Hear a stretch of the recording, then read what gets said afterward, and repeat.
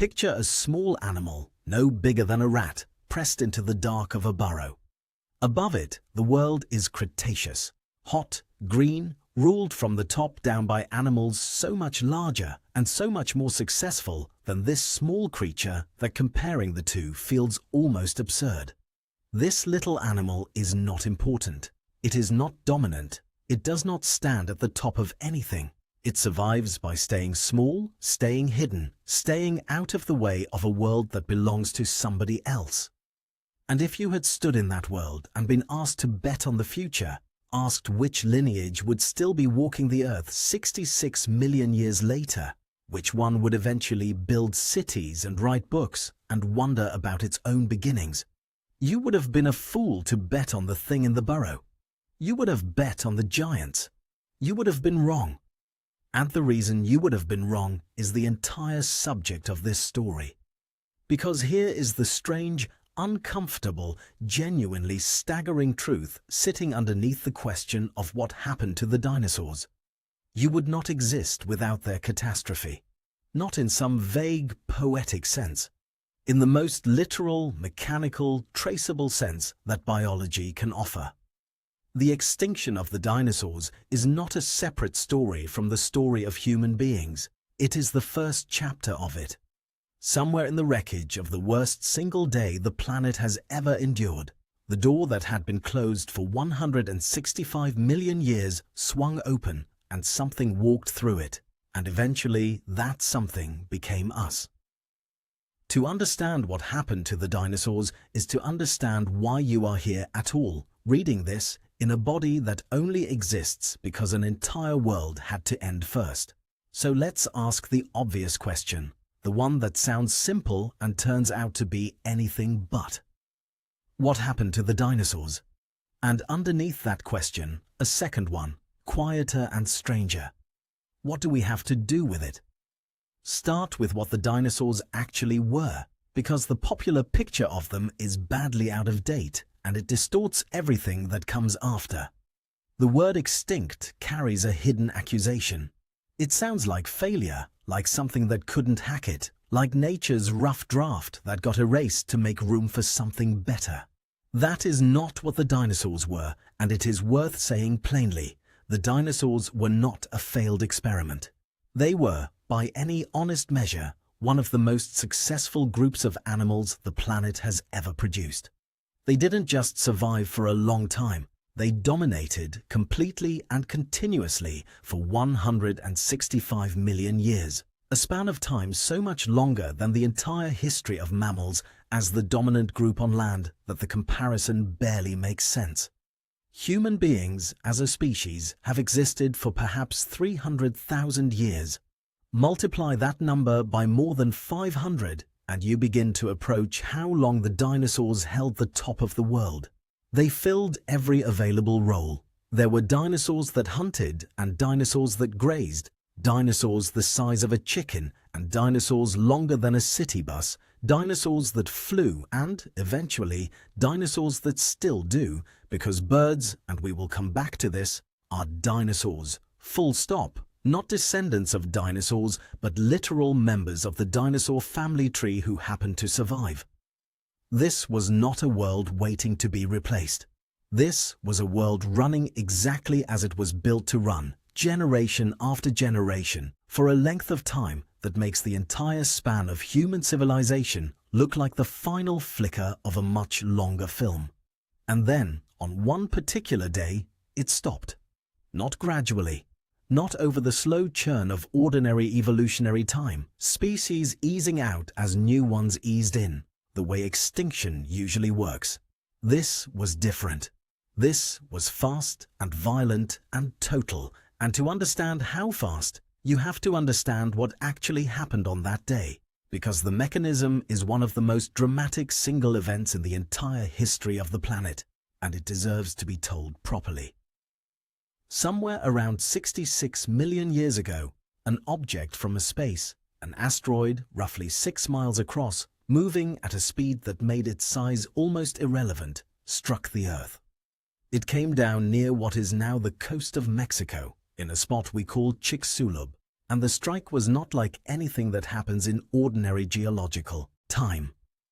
This was not an event measured in centuries or millennia. This was an event measured in seconds and hours, and the numbers involved are difficult to hold in your head without them sliding into abstraction, so let's try to make them concrete. The impact released energy on a scale that dwarfs every weapon and every natural disaster in recorded human history combined many times over. It punched a crater roughly 90 miles wide into the Earth's crust.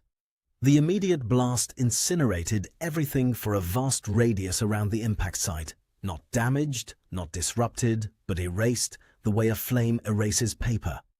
But the local devastation, horrific as it was, is almost beside the point, because an impact of this size does not stay local. It becomes global within hours. The strike vaporized rock and threw an almost incomprehensible quantity of debris, pulverized stone, sulfur, ash, up through the atmosphere, some of it clearing the atmosphere entirely and coming back down as a rain of burning material across huge stretches of the planet. That re-entry heated the upper atmosphere to the point that, in many regions, the sky itself became an oven, and forests around the world are believed to have caught fire, not from any local spark, but from the sheer radiant heat pouring down from a superheated sky. Picture that for a moment, standing on ground that has nothing to do with Mexico, nowhere near the crater, and having the world catch fire around you because the air itself turned into a heat lamp, turned up past what any living thing could survive in the open. And then, once the immediate fire and heat had done their damage, came the second phase, the one that did the real long-term killing. The dust and soot and sulfur that had been thrown into the upper atmosphere did not simply settle, it spread, wrapping the entire planet in a haze that blocked out the sun, not for a day, not for a week, but for what the evidence suggests was months, possibly years. And here is where the true horror of the mechanism reveals itself, because blocking the sun does not just make things dark and cold, though it did both of those things severely. It breaks the base of the entire food chain. Plants need light to photosynthesize. Without light, plant life collapses. Without plant life, the animals that eat plants starve. Without those animals, the animals that eat them starve too. It is a chain reaction with no bottom, a slow, grinding famine that spreads outward from a darkened sky and eventually touches almost every living thing on the planet, land and sea alike, because the same collapse that starved the forests also collapsed the base of the ocean's food web. This is the actual anatomy of the extinction, not a single dramatic death, but a cascade, an impact that lit the world on fire and then starved whatever the fire had spared. And when the dust finally settled and the sun finally returned, something like 3/4 of all species on Earth were gone. Not 3/4 of dinosaur species, 3/4 of everything. This was not a dinosaur extinction, it was a planetary one, and the dinosaurs, the non-bird dinosaurs, the giants that had ruled for 165 million years, simply happened to be among the casualties, wiped out along with an enormous swathe of life on land and in the sea, from the largest predators down to whole categories of marine reptiles that had ruled the oceans just as completely as the dinosaurs had ruled the land. Now here is a question worth sitting with, because it is the same kind of question we ask about any vanished thing whose evidence is thin. How do we actually know this happened? An asteroid striking 66 million years ago sounds almost too clean a story, too tidy an answer to a mystery that puzzled scientists for a very long time before anyone proposed it.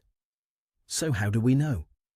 The answer is one of the great detective stories in the history of science, and it did not begin with a crater. For a long time, nobody could find the crater at all, and the idea of an asteroid impact was, for years, a hypothesis without a smoking gun. What convinced the scientific world was not a hole in the ground, but a thin layer of clay. Around the globe, in rock formations from wildly different continents, there exists a razor-thin band of sediment that marks the exact boundary between the age of dinosaurs and the age that followed it. And in that thin band, geologists found something that should not have been there in the quantities they found it. Iridium, an element that is exceedingly rare on the Earth's surface but far more common in asteroids. Not a little extra iridium.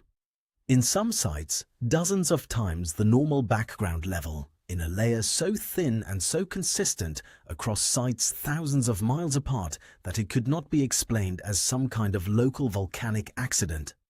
Something had delivered a spike of extraterrestrial material to the entire planet at once, laid it down in a single geological instant, and then the ordinary business of life on Earth had resumed on top of it, except that almost none of the species found below that layer was still there above it. This is the same kind of reasoning that lets us reconstruct a footprint without finding the shoe. Nobody needed to locate the crater to know something enormous had happened. The layer itself, spread with impossible consistency across the globe, was the signature, the shadow the event had left on the rock even before anyone could point to the object that cast it. And eventually the crater was found too, buried and eroded, but unmistakably there, off the coast of the Yucatan, dated to precisely the moment the iridium layer was laid down. The shadow and the object matched. The case closed itself. It is worth pausing on how remarkable this is as a piece of reasoning, because it mirrors something true about how we recover almost anything from the deep past. The event itself is gone, consumed by the same 66 million years that consumes everything. But it left a mark, and the mark survived even though the event did not. And by reading the mark carefully enough, patiently enough, across enough scattered sites on enough different continents, we were able to reconstruct not just that something catastrophic happened, but almost exactly what it was, how big it was, and how fast it unfolded. The rock remembered what nothing living could. But here is where the story stops, being only about death and starts being about us, because an extinction this severe does not simply end the world, it reorganizes it. And the reorganization that followed the death of the dinosaurs is the direct, unbroken, traceable root of everything that came after, including, eventually, you. Go back to that small creature in the burrow. Through the entire 165 million years of the dinosaurs' reign, mammals existed. This is a fact people often find surprising, because the popular story treats mammals as if they arrived after the dinosaurs, taking their turn once the stage was cleared. That is not what happened. Mammals were there the entire time, running alongside the dinosaurs for the whole span of their dominance, and they were, without exception, small. Not small by accident, and not small because they lacked the potential to be otherwise, but small because the world was already full. Every large-bodied role, every niche for a big predator, a big grazer, a big anything, was occupied and had been occupied for tens of millions of years by dinosaurs who filled those roles with total practiced efficiency. A mammal trying to grow large in that world was a mammal competing directly against animals that had 100 million year head start at being large, and competition like that does not usually go well for the newcomer. So mammals stayed small and stayed hidden, and stayed nocturnal in many cases, doing what small creatures have always done in a world dominated by giants, surviving in the margins, in the dark, in the spaces the giants didn't bother to use. Then the asteroid hit, and within a geological instant, the giants were gone. This is the turn on which the entire rest of the story pivots, and it deserves to be said as plainly as possible. The extinction of the dinosaurs did not make room for mammals in some vague, gradual sense. It emptied almost every large ecological role on the planet, all at once, and left behind a world absolutely full of opportunity and almost entirely empty of the animals who used to hold it. Nature does not tolerate a vacuum like that for long. What followed the extinction was one of the fastest and most dramatic bursts of evolutionary change in the entire fossil record, a process scientists call adaptive radiation, in which the survivors, the small, unglamorous background creatures who happened to make it through the darkness and the famine, exploded outward into every role the yeast dinosaurs had left behind. Within a few million years, an eye blink in geological time, the descendants of small burrowing mammals had diversified into large grazers, large predators, tree dwellers, swimmers, and everything in between. The world reorganized itself around the survivors with astonishing speed, precisely because the alternative, leaving all that food, all that space, all those opportunities unused, was not an option evolution was ever going to pass up. And somewhere inside that explosion of new mammalian life, a particular branch began to specialize in a particular way. Small, agile animals adapted to life in the trees, with forward-facing eyes suited to judging distance and grasping hands suited to gripping branches. These were the earliest primates, and their entire body plan, the plan that eventually became yours, is a direct product of the ecological opportunity the extinction created. Take away the asteroid, and there is no guarantee that opportunity ever opens. The dinosaurs were not fading, were not declining, were not running out of evolutionary road on their own. They were removed suddenly and completely by a single external event, and every subsequent chapter in the rise of mammals and eventually primates and eventually us is downstream of that single afternoon. This is worth sitting with, honestly, because it cuts against a very comfortable story we like to tell about ourselves. The story where human beings are the natural, inevitable end point of evolution. The destination the whole process was quietly building toward all along. That story is flattering, and it is also almost certainly wrong. The honest version is stranger and, in its own way, more humbling. Human beings exist not because evolution was aiming at us, but because a rock from space happened to strike a particular patch of ocean at a particular angle at a particular moment, ending a 165 million year dynasty that showed no particular sign of ending on its own. And in the wreckage of that ending, one obscure lineage of small mammals got a chance it would never otherwise have had. Change the angle of that impact, delay it by 10 million years, or move it forward by 10 million years, or have it miss the ocean and strike somewhere that produced a different mix of debris and a different pattern of climate disruption, and the entire subsequent history of life on Earth plausibly unfolds differently enough that primates never get their opening, and mammals stay exactly what they had been for 165 million years, small, marginal, background players in somebody else's world. We are not the point of the story. We are what happened to fall through a door that only opened because of a catastrophe none of our ancestors could have predicted, prevented, or even comprehended. There is a second thread worth pulling here, because it complicates the simple version of "the dinosaurs died out" in a way that changes how we should think about the whole event.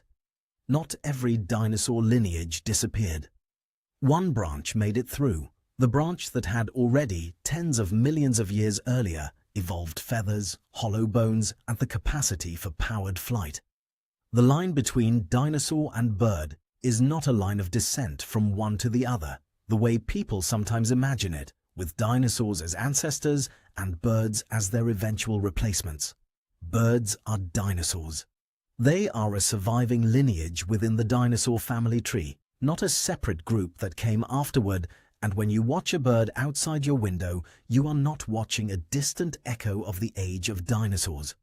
You are watching a dinosaur, alive, right now, a direct and unbroken continuation of a lineage that stretches back through that catastrophe and beyond it, all the way to the earliest dinosaurs more than 200 million years ago. Their smaller body size, their capacity for flight, and perhaps sheer luck in where they were and what they could eat in the darkened, starving months after the impact, let a handful of bird lineages survive the same event that killed every other dinosaur on Earth.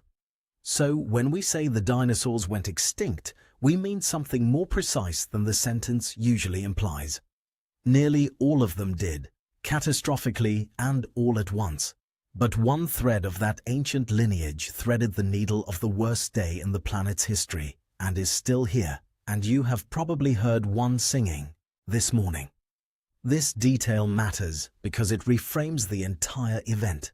It was not the end of the dinosaurs, cleanly and completely. It was a filter, brutally indiscriminate in most respects, that happened to let through the survivors best equipped to endure sudden cold, sudden darkness, and sudden famine. Small size, adaptable diet, in some cases the ability to fly to better conditions or to shelter more effectively than a 40-ton animal ever could. Size, in this particular catastrophe, was not an advantage. It was often a death sentence, because a body that large needs a food supply that large, and there was no food supply large enough to survive months of darkened skies. The very quality that had made the dinosaurs so dominant for 165 million years, their capacity to grow enormous and rule from the top, became, in one afternoon, the thing that doomed most of them. And the very quality that had made the mammals so marginal for 165 million years, their smallness, their willingness to hide, their modest needs, became, in that same afternoon, the thing that saved them. There is something almost unbearably ironic sitting inside that fact, and it is worth naming directly. The traits that make a species dominant in stable times are not the same traits that make a species survive catastrophe. And sometimes they are exactly the opposite traits.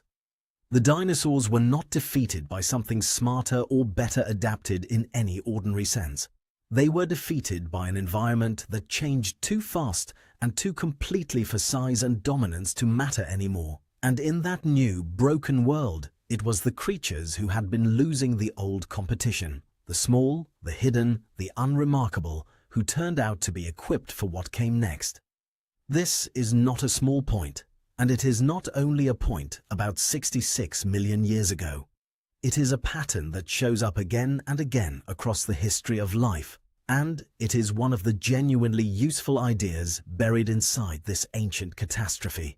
Success under one set of conditions is not the same thing as resilience when the conditions change, and a world can turn over completely, can hand the future to the creatures nobody was betting on, without any warning at all. The dinosaurs had no reason to believe their world would end. Every single piece of evidence available to them, if they had been capable of gathering it, would have said the same thing every previous 10 million years had said: the giants rule, the giants have always ruled, the giants will keep ruling. And then, within the span of a single geological afternoon, all of that stopped being true. And the animals best suited to what came next were the ones who had spent 165 million years surviving by staying small and staying quiet and never once challenging the giants for the world above ground. So come back one more time to that creature in the burrow, because it is where this whole story actually lives. It did not know it was living through the final years of the age of dinosaurs. It did not know that somewhere above the clouds an object was already on a collision course with the exact patch of ocean that would end the only world it had ever known. It was simply doing what small, unremarkable creatures do: staying alive, staying hidden, staying out of the way of things too large to fight. And then the sky caught fire and the world went dark, and almost everything larger than it died. And when the light finally came back, it found itself standing at the edge of an empty world, full of opportunities that had never existed for anything like it before. Everything after that point is a straight, if winding, line to you. The radiation of mammals into every role the dinosaurs left behind. The rise of the primates in the trees with their grasping hands and forward-facing eyes. The slow accumulation over tens of millions of years of exactly the kind of small advantages that eventually produced a species capable of standing upright, making tools, asking questions, and eventually digging up the very rock layer that recorded its own origin story in a thin, iridium-streaked band of clay. You are not separate from that catastrophe. You are one of its outcomes, 66 million years and countless generations removed, but connected to it by an unbroken chain of cause and consequence, as real and as traceable as anything in the whole history of Jiazuqi, life. We like to think of extinction as pure loss, and in the most immediate sense, it is an entire dynasty of animals, dominant and magnificent, for longer than is easy to comprehend, gone in what amounts to a single terrible day. But the same event that closed one door opened another, and the creatures who walked through it were not the strongest or the largest or the ones anyone would have predicted. They were the ones who had learned over 165 million years of staying out of the way, exactly how to survive a world that no longer had any room for giants. What happened to the dinosaurs is, in the end, inseparable from what happened to us, because their ending is our beginning, written in the same rock on either side of the very same thin grey line.